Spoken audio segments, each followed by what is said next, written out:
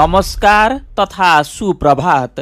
काया कैरनमा तपाईलाई साथी मदन पौड्यालसँगै मिलन तिमिल सिन्हाको स्वागत छ। काया कैरन उज्यालो रेडियो नेटवर्कसँगै उज्यालो अनलाइन र मोबाइल एप्लिकेसनबाट एकसाथ प्रसारण भइरहेको छ। आज 2078 साल फागुन 20 गते शुक्रबार, फागुन शुक्ल पक्षको द्वितीया तिथि, सन् 2022 मार्च 4 तारिक। काया कैरन सुरु गरौं मुख्य खबरका शीर्षकहरूबाट। पेट्रोलियम पदार्थको मूल्य इतिहासमै उच्च।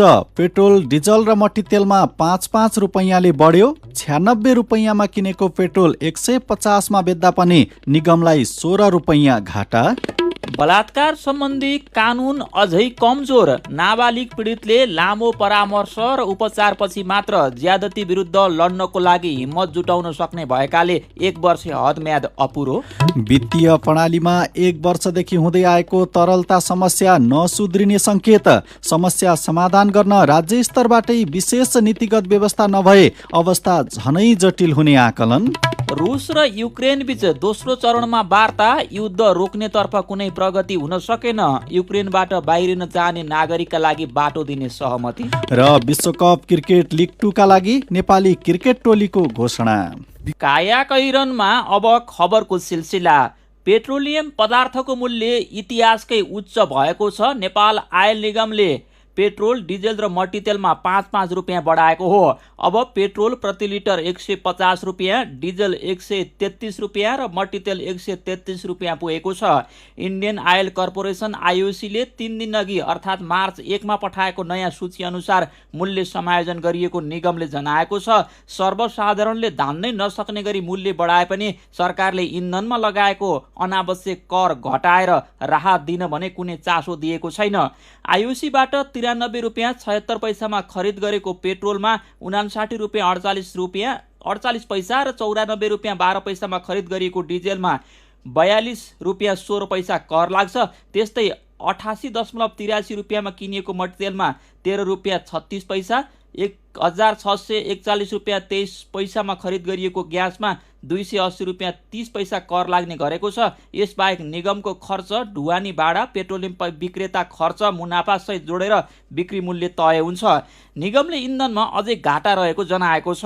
पेट्रोलमा 16 रुपियाँ 28 पैसा र डिजेलमा 11 रुपियाँ 78 पैसा घाटा हुने निगमको दाबी छ। मट्टीतेलमा भने निगमलाई प्रति लिटर 19 रुपियाँ 51 पैसा नाफा छ। पूर्वाधारका नाममा प्रति लिटर 15 रुपियाँ कर थपिए पनि त्यस्तो बचत सरकारी कोषमा छैन। सुरुमा बुढी गण्डकी जलविद्युत परियोजनाका नाममा रकम उठाउन थालिए पनि यो परियोजना सुरु भएको छैन।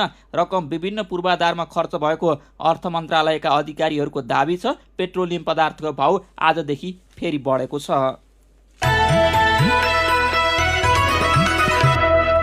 सत्ता गठबन्धनमा प्रतिनिधि सभा विघटनको विकल्पले पुनः प्रवेश पाएको छ। हिजो बसेको गठबन्धन बैठकमा संसदको गतिरोध अन्त्य गर्न संघीय संसदको चुनावमा जानेसम्मको छलफल भएको हो। बैठकमा गठबन्धनका सबैजसो नेताले एमसीसी सम्झौताको अन्यल व्यवस्थापन गरेको भन्दै एक अर्कालाई धन्यवाद दिएका थिए। तर एकीकृत समाजवादीका नेता झलनाथ खनाल र माओवादीका नेता नारायण काजी श्रेष्ठले भने लोकतान्त्रिक विधि विपरीत बलपूर्वक सम्झौता अनुमोदन गरिएको भन्दै आपत्ति जनाउनु भएको थियो। कांग्रेसका नेताहरू रामचन्द्र पौडेल, पूर्णबहादुर खड्का र गगन थापाले गतिरोध अन्त्य गर्ने विकल्पमा गम्भीर भएर संवाद गर्नुपर्ने धारणा राख्नु भएको थियो। प्रधानमन्त्री शेरबहादुर देउवाले समेत एमाले अध्यक्ष केपी शर्मा ओलीलाई भेटेर प्रयास गरिसकेकोले अवरोध हटाउन सकिन्छ भन्नेमा आश गर्न सकिने अवस्था निकै कम रहेको नेताहरूको आकलन थियो। यस्तै एमाले सहमत नभए अवरोधकै बीच संसद चलाएर महत्त्वपूर्ण विधेयक अघि बढाउने दोस्रो विकल्पमा छलफल भएको थियो। केही दिन अघि अवरोधकै बीच एमसीसी सम्झौता अनुमोदन गरे जस्तै संसदमा दर्ता भएका नागरिकता, निजामती जस्ता महत्त्वपूर्ण विधेयक अघि बढाउनु पर्ने धारणा नेताहरूले राखेका थिए। माओवादी केन्द्रका अध्यक्ष पुष्पकमल दाहाल प्रचण्डले भने तेस्रो विकल्पमा पनि छलफल गर्नुपर्ने धारणा राख्नु भएको थियो।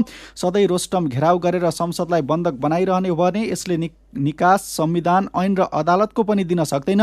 संसद नचल्ने अवस्थाको विकल्प भनेको विघटन नै हो, प्रचण्डको भनाइ उद्धृत गर्दै बैठकमा सहभागी एक नेताले भनेका छन्। कांग्रेसका नेता कृष्णप्रसाद सिटौलाले पनि संसदीय प्रक्रिया मिचेर विधेयकहरू अघि बढाउने बाटोको साटो विकल्प खोज्नुपर्ने बताउनु भएको थियो। तर यो विषयमा प्रधानमन्त्री शेरबहादुर देउवाले भने केही पनि बोल्नु भएको छैन। सत्ता गठबन्धनमा संसद विघटनको प्रस्ताव शीर्षकको यो खबर आजको कान्तिपुर दैनिकले छापेको छ।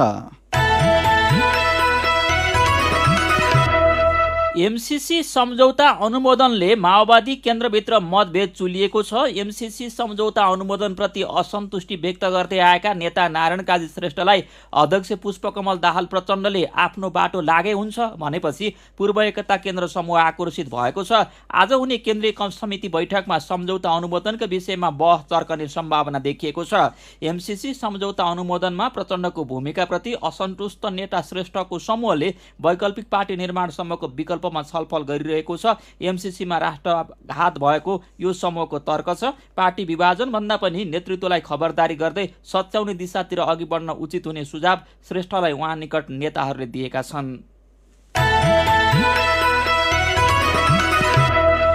बलात्कार जस्तो गम्भीर अपराध नियन्त्रणका लागि बनेका अन्तर्राष्ट्रिय मापदण्डका आधारमा नेपालको कानुन फितलो छ। कानुनको नाम, परिभाषा, हदम्याद, प्रमाणको सङ्कलन र मूल्याङ्कन तथा फैसला गर्दा अदालतले गरिरहेका त्रुटि समेतमा सुधार चाहिएको छ। सर्वोच्च अदालतले 2065 सालमा आदेश जारी गर्नु अघिसम्म वैवाहिक बलात्कारलाई अपराध मानिँदैनथ्यो, जबकि अन्य अपराधमा वैवाहिक सम्बन्ध वा अन्य नाता सम्बन्धका आधारमा छुट पाइँदैन। सर्वोच्च अदालतले मुलुकी ऐनको प्रावधानलाई संशोधन गर्न संसदलाई निर्देशन दिएपछि अहिले वैवाहिक बलात्कार कसुर मानिने कानुन बनेको छ। तर यस्तो अपराधमा सजाय भने अरू व्यक्तिलाई बलात्कार गर्दा हुने भन्दा न्यून छ। 2075 भदौ 1 देखि लागू भएको अपराध संहितामा हदम्याद 1 वर्ष पुर्याइएको छ। यसमा पनि थप सुधारको खाँचो देखिन्छ। 1 वर्षे हदम्यादले नाबालिग छँदा बलात्कृत भएकाहरूलाई वयस्क भएपछि न्याय खोज्न रोक्छ। नाबालिग हुँदा नै यौन हिंसा र बलात्कारको शिकार भएकाहरूले लामो समयको परामर्श र उपचारपछि मात्रै आफू सानै छँदा भएको ज्याजती विरुद्ध लड्न हिक्मत जुटाउन सक्छन्। तर हदम्यादका कारण उनीहरूको न्यायिक लडाईँ सुरु हुनै नपाइसकिन्छ। अपराध संहितामा हाडनाता करणीमा जहिलेसुकै उजुरी गर्न सकिने व्यवस्था छ। नाबालिग हुँदा भएको बलात्कारका घटनामा पनि वयस्क भएपछि मुद्दा दर्ता गर्न सकिने गरी हदम्याद बढाउनु आवश्यक छ। अझै कमजोर नै छ बलात्कार सम्बन्धी कानुन शीर्षकको यो खबर आजको कान्तिपुर दैनिकले छापेको छ। कायाकैरनमा रिपोर्टसँगै खबरको सिलसिला बाँकी नै छ, सुन्दै गर्नुहोला। उज्यालो रेडियो नेटवर्कसँगै उज्यालो अनलाइन र मोबाइल एप्लिकेसनमा प्रसारण भइरहेको कायाकैरनमा तपाईँलाई फेरि स्वागत छ। यतिन्जेल हामीले पेट्रोलियम पदार्थको मूल्य इतिहासमै उच्च, पेट्रोल, डिजेल र मट्टीतेलमा प्रति लिटर 5 रुपियाँ बढ्यो, सत्ता गठबन्धनमा प्रतिनिधि सभा विघटनको प्रस्ताव, बलात्कार सम्बन्धी कानुन अझै कमजोर लगायतका खबर प्रस्तुत गर्यौं। अब बाँकी खबर। युक्रेनको सीमा क्षेत्रबाट छिमेकी देशमा प्रवेश गरेका नेपालीलाई भारत सरकारले उद्धारमा सहयोग गरिदिने भएको छ। दिल्लीमा रहेको नेपाली दूतावासले भारतीय विदेश मन्त्रालयलाई गरेको आग्रहपछि भारतले त्यस्तो जनाएको हो। भारतले लगातार आफ्ना नागरिकलाई युक्रेनको सीमावर्ती देश हंगेरी, रोमानिया, स्लोभाकिया र पोल्यान्डबाट उद्धार गरेर ल्याइरहेको छ। नेपालको दूतावास युक्रेन तथा सीमावर्ती देशमा छैन। जर्मन स्थित नेपाली दूतावासले नै युक्रेन समेत हेर्दै आएको छ। दिल्लीमा रहेको नेपाली दूतावासका कार्यवाहक राजदूत रामप्रसाद सुवेदीले युक्रेनबाट सीमावर्ती देशमा प्रवेश गरिसकेका नेपालीलाई भारतीय नागरिकसँगै बस्न आग्रह गरिएको बताउनुभयो। त्यसो हुँदा उद्धार कार्यमा सहयोग पुग्ने उहाँको भनाइ छ। वैशाख 30 गते हुने स्थानीय तह चुनावमा विद्युतीय मेसिनबाट मतदान नहुने भएको छ। मेसिन प्रमाणीकरण गर्ने कानुनी आधार नभएको भन्दै निर्वाचन आयोगले विद्युतीय मतदानको प्रक्रिया नै अघि नबढाएको हो। अर्थ मन्त्रालयले विद्युतीय मेसिन प्रयोग गर्न आवश्यक भएको रकम कटौती गरेको छ। यस्तै निर्वाचनका लागि अर्थ मन्त्रालयले 8 अर्ब 11 करोड रुपियाँ बजेटको सुनिश्चितता गरेको आयोगले जनाएको छ। आयोगले 8 अर्ब 95 करोड माग गरेकोमा मतपत्र ढुवानी, सूचना प्रविधि, विद्युतीय मेसिनबाट मतदानका लागि मेसिन खरिद लगायतको बजेट कटौती भएको हो। स्थानीय तहको चुनाव प्रयोजनका लागि दर्ता हुन निवेदन प्राप्त भएका 80 राजनीतिक दलको निवेदनको समेत जाँचबुझ भइरहेको आयोगले जनाएको छ। चुनावमा भाग लिने राजनीतिक दलको नाम फागुन 26 गतेभित्र प्रकाशन गरिने तयारी छ। आउँदो वैशाख 30 गते हुने स्थानीय तह चुनावको लागि निर्वाचन आयोगले आफ्नो काम गरिरहेको छ। आयोगले गर्ने विभिन्न काम मध्ये मतदाता शिक्षा पनि मुख्य काम हो। मतदाता शिक्षा प्रभावकारी हुन सक्यो भने मात्रै मत बदर हुन पाउँदैन। 2074 सालमा भएको स्थानीय तहको चुनाव त्यसपछि भएको प्रतिनिधि सभा चुनावमा धेरै मत बदर भएका थिए। अहिलेदेखि नै मतदाता शिक्षालाई प्रभावकारी नबनाउने हो भने आउँदो स्थानीय तहको चुनावमा पनि यो समस्या दोहोरिन सक्छ। थप जानकारीसहित जानुका दुवाडीको रिपोर्ट। नेपालमा विगतका चुनावहरूलाई हेर्ने हो भने खसेको मतको झण्डै 5 देखि 8% बदर हुने गरेको निर्वाचन आयोगको तथ्याङ्कमा उल्लेख छ। त्यो सँगै 100% मतदान पनि भएको पाइँदैन। 2074 सालमा भएको स्थानीय तहको चुनावमा 3वटै चरणमा गरी झण्डै 73% मतदान भएको थियो। त्यसै गरी प्रतिनिधि सभा चुनाव 2074 मा लगभग 69% मतदाताहरूले मात्रै मतदान गरे, अर्थात् लगभग 30% मतदाताहरू मतदान गर्न केन्द्रसम्म पुगेनन्। यसको अर्थ नेतृत्व चुन्न पाउनु मतदाताको अधिकार हो भन्ने आम नागरिकले बुझ्न नसकेर हो भन्नुहुन्छ भक्तपुरका प्रिन्स शाह। मान्छेहरूलाई चाहिँ यो भोटको महत्त्व नै थाहा छैन कि भोट खसाल्नु किन इम्पोर्टेन्ट छ भन्दाखेरि आज हामीले चुनेको हाम्रो उम्मेदवारले चाहिँ भोलि हामीलाई रिप्रेजेन्ट गरेर त्यो ठाउँमा पुगिसकेपछि हाम्रै विकास हुन्छ भन्ने कुरा चाहिँ उहाँहरूलाई थाहा हुँदैन होइन। सो त्यही भएर पनि भोट खसाल्न कति मान्छेहरू चाहिँ जाँदैनन्। समय घर्किनै लागेपछि मात्र चुनावको घोषणा गर्ने, घोषणा भइसकेपछि पनि हुन्छ कि हुँदैन भनेर अन्यल भइरहने लगायतका कारणले समयमै मतदाता शिक्षाका कार्यक्रम सञ्चालन गर्न समस्या हुने गरेको छ। चुनावबारे आफ्ना नागरिकलाई बुझाउनु आफ्नो दायित्व हो भनेर पालिकाहरू पनि त्यति लागि परेका देखिँदैनन्। स्थानीय सरकार पनि निर्वाचन आयोगकै पत्र, परिपत्र र निर्देशन कुरेर बसेको पाइन्छ। भक्तपुरको चाँगुनारायण नगरपालिकाका प्रमुख प्रशासकीय अधिकृत हरिप्रसाद चापागाई। विशेषतः नगरपालिकाले चाहिँ मतदान केन्द्रको पूर्वाधार, त्यहाँको चाहिँ संरचनाहरूको विषयमा अलिकति जागरुक तरिकाले तयार गर्ने गरेको छ र निर्वाचन आयोगले गरेको परिपत्र निर्देशन बमोजिम स्थानीय तह नगरपालिका गाउँपालिकाले मतदाता शिक्षा र बाँकी अरू कार्यक्रमहरू तय गर्छ। चुनावका बेला मतदाता शिक्षाको नाममा प्रशस्तै रकम खर्च हुने गरेको छ। यो वर्ष पनि निर्वाचन आयोगले मतदाता शिक्षाका लागि मात्रै भनेर 25 करोड रुपैयाँ अर्थ मन्त्रालयसँग माग गरेको छ। त्यो रकम प्रक्रिया पुर्याएर निकासा गरेपछि आयोगले मतदाता शिक्षाको कार्यक्रम अगाडि बढाउने जनाएको छ। अहिले नै आयोगले मतदाता शिक्षा भनेर औपचारिक तयारी भने थालेको छैन, तर मतदाता शिक्षाका लागि अडियो, भिडियो लगायतका के कस्ता सामग्री छाप्ने भनेर तयारी गरिरहेको छ। यस्तै मतदाता शिक्षालाई प्रभावकारी बनाउन यो पटकको चुनावमा स्वयंसेवक खटाएर भोट कसरी हाल्ने, मतदान किन आवश्यक छ भनेर मतदातालाई सिकाइने पनि आयोगले जनाएको छ। पर्याप्त रकम र कार्यक्रमको तयारी हरेक चुनावमा हुने गरेको भए पनि मतपत्र बदर हुने कारण के हो त? निर्वाचन आयोगका सहायक प्रवक्ता सूर्य प्रसाद अर्याल। त्यो निर्देशिका र मतदाता शिक्षामा त्यो तादात्म्यता हुनुपर्छ। यदि निर्देशिका एकातर्फ र शिक्षा अर्कोतर्फ भयो भने त्यसले बदर मत बढाउने चान्स हुने हुनाले हाम्रो आधार चाहिँ हाम्रो मतदाता शिक्षाको आधार भनेको निर्वाचन कानुन नै हुन्। उहाँहरूलाई मतदान केन्द्रसम्म आउने वातावरण बनाउने, त्यसमा चाहिँ सबैको साथ सहयोग चाहिन्छ। मतदातालाई मतदाता शिक्षा चुनाव घोषणा भइसकेपछि मात्रै दिनुपर्छ भन्ने छैन। यो काम जति बेला पनि गर्न सकिन्छ, तर त्यसो हुन सकेको छैन। भएका कार्यक्रम पनि शहर केन्द्रित देखिन्छन्। त्यसैले यसबारे सम्बन्धित निकायले अहिले नै सोच्न आवश्यक छ। कायाकैरनमा मेरो पनि भन्नु छ र कार्टुनसँगै खबरको सिलसिला बाँकी नै छ, सुन्दै गर्नुहोला। सीधा कुरा प्रश्न विचार काठमाडौँमा 90 मेगाहर्ज उज्यालो रेडियो नेटवर्क मार्फत देशभरिका विभिन्न एफएम स्टेशन तथा उज्यालो अनलाइन र मोबाइल एप्लिकेसनमा प्रसारण भइरहेको कायाकैरनमा तपाईलाई फेरि स्वागत छ। अब बाँकी खबर। झण्डै 1 वर्ष यता वित्तीय प्रणालीले भोग्दै आएको तरलता समस्या तत्काल समाधान नहुने संकेत देखिएको छ। दीर्घकालीन स्रोतका रूपमा रहेको निक्षेप बढ्न नसकेको, सरकारी खर्च नभएको, रेमिट्यान्समा सुधार नभएको, शोधनान्तर घाटा आकाशिएको लगायतका कारण लामो समयदेखिको तरलता समस्या अझै केही महिना कायम रहने जानकारहरूको भनाइ छ। विद्यमान समस्या समाधानका लागि राज्य स्तरबाटै विशेष नीतिगत व्यवस्था नभए आउँदा महिना अवस्था झन जटिल हुने उनीहरूको बुझाइ छ। बैंकहरूले ठूलो परिणाममा स्थायी तरलता सुविधा, ओभरनाइट रिपो लगायत औजार मार्फत अल्पकालीन कर्जा सुविधा लिएकोले बजारमा केही अधिक तरलता देखिए पनि वास्तवमा अवस्थामा सुधार नभएको बैंकर संघका अध्यक्ष अनिल कुमार उपाध्यायले बताउनुभयो। निकै छोटो समयमा आएको परिवर्तनलाई हेरेर सुधार भन्न मिल्दैन। त्यो कारोबारमा हुने सामान्य परिवर्तन मात्र हो, त्यो दिगो हो वा होइन भनेर हेर्नुपर्छ। उहाँले भन्नुभयो, दीर्घकालीन रूपमा तरलता समस्या समाधानका लागि पहल भएको छैन, यसकारण तत्काल दिगो सुधारको सम्भावना देखिँदैन। लामो समयदेखि वित्तीय प्रणालीमा देखिएको तरलता समस्या तत्काल समाधानको सम्भावना नदेखिएको बैंकर संघका पूर्व अध्यक्ष भुवन दाहाल पनि बताउनुहुन्छ।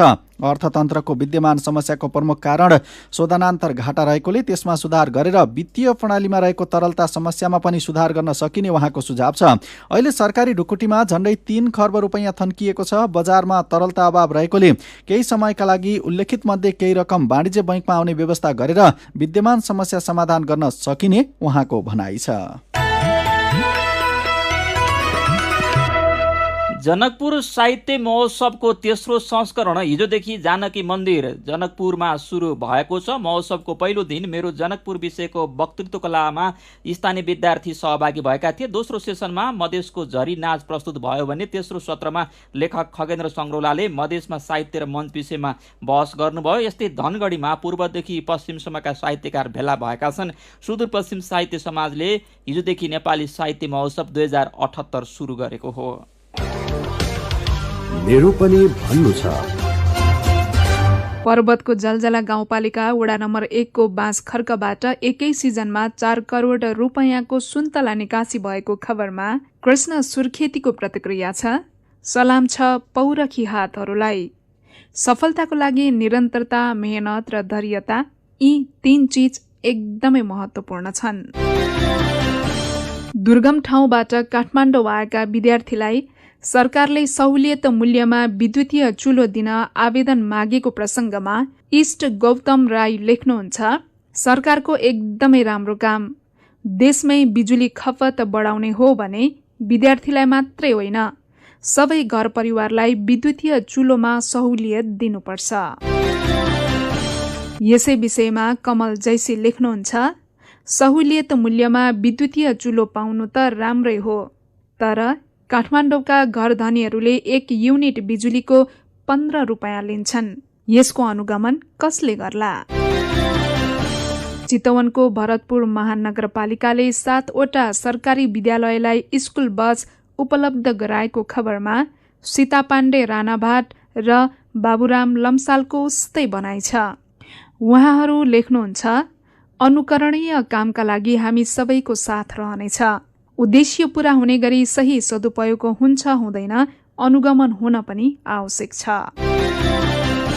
अनि अमेरिकी सहयोग परियोजना MCC 5 वर्षभित्रै सक्ने सरकारको लक्ष्य रहेको सञ्चार तथा सूचना प्रविधि मन्त्री ज्ञानेन्द्र बहादुर कार्कीको भनाइमा प्रवीण सुनुवार लेख्नुहुन्छ, कामको लागि शुभकामना छ, पर्ख र हेरको दिन नआओस्। विचारका लागि तपाईलाई धन्यवाद। मेरो पनि भन्नु छ।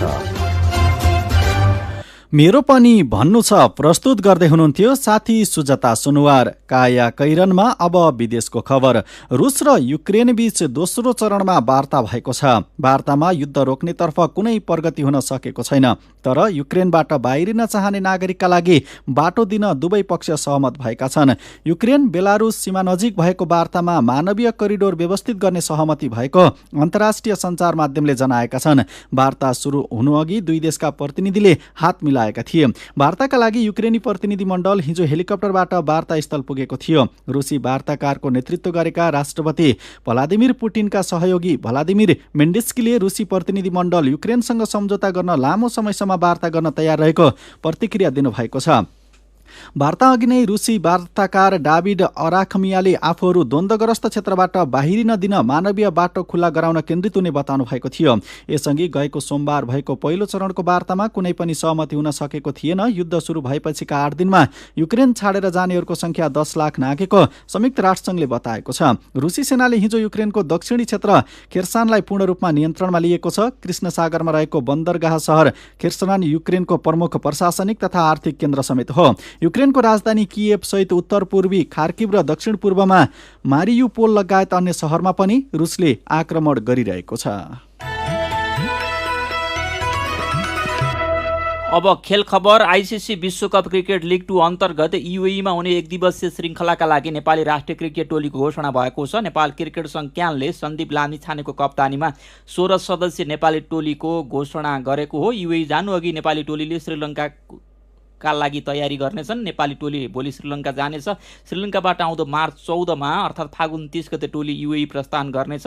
नेपाल एक दिवसीय श्रृङ्खलामा युएई र पपुवा न्युगिनी पिएनजीसँग 2 खेल खेल्नेछ। लिग 2 मा नेपालसहित Oman, Scotland, America, UAE, Namibia र पिएनजी गरी 7 टोली सहभागी छन्।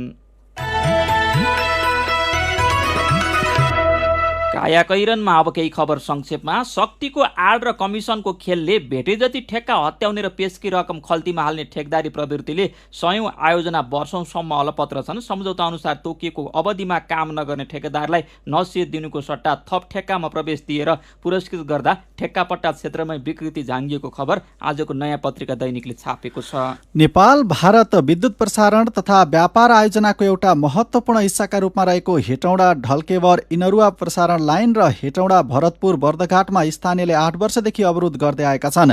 प्रसारण लाइनका लागि चाहिने जग्गा अधिग्रहण, मुआब्जा विवाद र वनका विषयमा विवाद अझै सुल्झिसकेको छैन। स्थानीयको अवरोध र मुद्दा मामिलाकै कारण तोकिएको समयभित्र काम नसकिएपछि आयोजनामा ऋण लगानी गरेको विश्व बैंक भने बाहिरिएको छ। आउँदो वर्षका लागि सरकारले 9 दिन चाडपर्व बिदा बढाएको छ। गृह मन्त्रालयको प्रस्ताव अनुसार सोमबार बसेको मन्त्री परिषद बैठकले 2079 मा दशैं तिहारको बिदा समेत लम्ब्याएर 9 दिन बढाएको हो। डिजिटल वालेट प्रयोगकर्ताले सामान्य सचेतना पनि नहुँदा भएको एउटा ठगीको घटनामा कसरी नक्कली सिम र सामाजिक सञ्जाल टिकटकको पनि दुरुपयोग हुन्छ भन्ने घटना सार्वजनिक भएको छ। डिजिटल वालेट प्रयोगकर्ताको अज्ञानता र मोबाइल सिम वितरण प्रणालीमा विद्यमान कमजोरीको फाइदा उठाउँदै वीरगञ्जका 19 वर्षीय शुभम शाहले 7,27,348 रुपैयाँ ठगी गरेको घटनाले आर्थिक अपराधको फेरिदो आयामबारे बुझाउँछ।